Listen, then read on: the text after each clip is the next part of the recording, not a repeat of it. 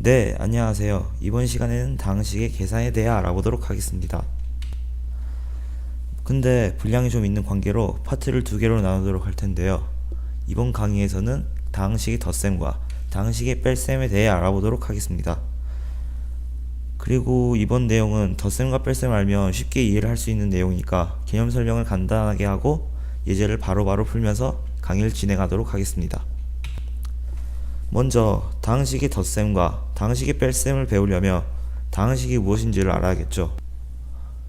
당식이란 하나 또는 두 개 이상의 항의 합 또는 차로 이루어진 식을 말합니다.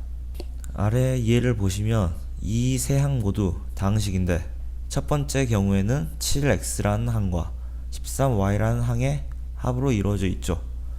두 번째 경우에는 x제곱과 x와 12가 있는데 이것들의 합과 차로 이루어져 있으니까 이 또한 당식이 됩니다. 이 세 번째 경우에는 문자가 여러 개가 있지만 A란 항과 B란 항, C항과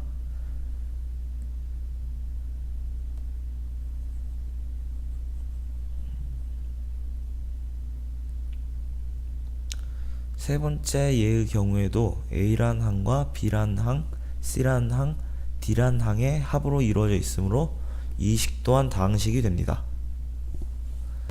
자, 그럼 이런 당식들의 덧셈과 뺄셈을 어떻게 계산하는지에 대해 지금부터 본격적으로 배워보도록 하겠습니다. 먼저 당식의 덧셈 같은 경우 먼저 이것부터 읽고 시작하죠. 당식의 덧셈, 괄호를 풀고 동류항끼리 모아서 간단히 더한다. 이때 동류항은 문자와 차수가 모두 같은 항을 뜻합니다. 여기 아래 예를 보시면 여기에 항이 뭐가 있어요? 이 괄호 안에는 3x라는 항과 5y라는 항이 있고 이 뒤쪽 괄호에는 6x라는 항과 마이너스 3y라는 항이 있어요. 그런데 동류항이 문자 차수가 모두 같은 항이라고 했으니까 이 3x라는 항과 6x라는 항은 동류항이겠네. 그리고 여기 나와 있는 5y라는 항과 마이너스 3y라는 항도 동류항이에요. 그럼 앞에서 말한 대로 괄호를 먼저 풀어보면 3x 더하기 5y 더하기 6x 빼기 3y가 되죠.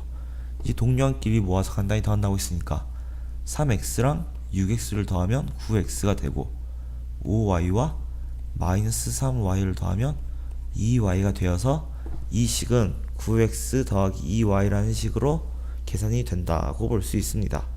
다른 예제를 하나 더 보면 여기에서도 동류항을 찾을 수가 있어요.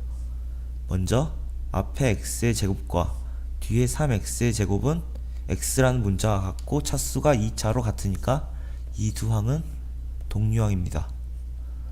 그리고 여기 x 같은 경우에는 뒤쪽에 뭐 x라고 나와 있는 게 없으니까 이 x는 동류항을 찾을 수가 없고 이 뒤쪽에 마이너스 1과 3은 상수항으로 문자가 없으니까 이 둘도 동류항이라고 볼 수가 있어요.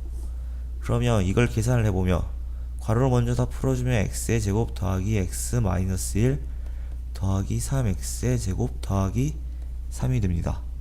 이걸 이제 동류항끼리 계산하면 x의 제곱과 3x의 제곱을 더해주면 4x의 제곱, x는 동류항이 없으니까 그냥 x, 그리고 뒤쪽에 마이너스 1과 3을 더해주면 더하기 2가 되어서 이 식은 4x의 제곱 더하기 x 더하기 2라는 식으로 계산이 됩니다. 당식의 뺄셈 같은 경우에도 당식의 덧셈과 다른 점이 거의 없어요. 그런데 딱 하나 다른 점이 있는데 그게 뭐냐면 빼는 식의 각 항의 부호를 바꾸어 더한다. 이게 달라요. 이게 뭐냐면 아래 예를 보시면 5a 더하기 2b와 2a 빼기 3b를 빼는데 이거를 당식의 덧셈꼴로 바꿔주는 거예요.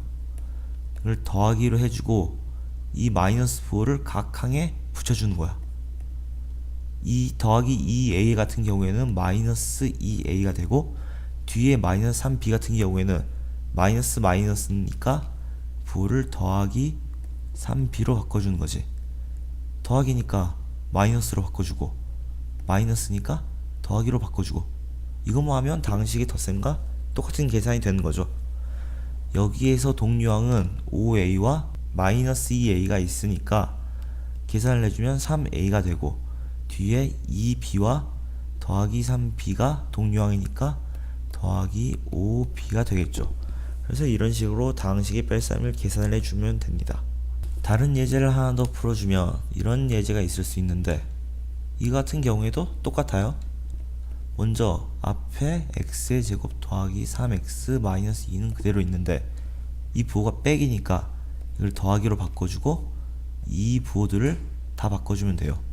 마이너스니까 플러스 3x의 제곱, 이것도 플러스 3이 되니까 이걸 이제 동류항끼리 계산을 해주면 x의 제곱과 3x의 제곱, 그래서 4x의 제곱 더하기 3x 빼기 2와 더하기 3이니까 더하기 1이 되겠죠. 그래서 이게 앞의 식을 계산을 한 결과입니다. 마지막으로 딱 한 문제만 더 풀어봐요. 한 문제만. 이 예제를 보시면 대괄호가 있고 중괄호가 있고 소괄호가 있어요. 그런데 우리가 괄호 계산을 할 때 가장 안쪽부터 계산을 한다고 배웠죠. 가장 안쪽이 먼저 이 파트야. 소괄호 안은 계산이 안 되니까. 그래서 중괄호를 먼저 풀어주면, 먼저 앞에는 그대로 써주고, 이게 다항식이 차네. 다항식이 차면 이걸 부호를 더하기로 바꿔주고 안에 있는 부호도 바꿔달라고 했죠. 더하기 빠지고 여기에도 마이너스가 들어가고, 그러면 이 계산이 x 빼기 2y 더하기 마이너스 4x 마이너스 y로 바뀌게 됩니다. 이걸 계산을 해주면 여기에서 동류항이 x와 마이너스 4x니까 계산을 해주면 x에서 4x를 빼는 거니까 마이너스 3x만 남게 되겠죠. 그리고 뒤에는 마이너스 2y 마이너스 y니까 마이너스 2y에서 y를 한 개 더 빼주는 거니까 마이너스 3y가 됩니다. 따라서 계산이 이렇게 되고, 여기에서도 이제 계산을 이 부분을 해줘야겠죠. 안쪽부터 계산해야 되는 거니까. 그럼 이걸 계산을 해주면 4x 빼기, 이 같은 경우는 이것도 하나의 괄호로 그냥 생각을 해.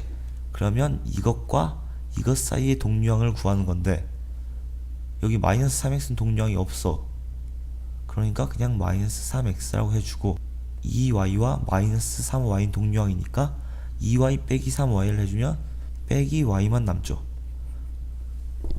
그래서 마지막으로 이 계산을 끝내주면 되는데, 이 계산 같은 경우에는 다항식이 차니까 다항식의 합골로 바꿔주면 이 부호랑 이 부호가 바뀌어야 되니까 3x 더하기 y가 돼서, 결과적으로 이 계산을 해주면 이것과 이게 동류항이니까 7x 더하기 y라는 결과가 나오게 됩니다.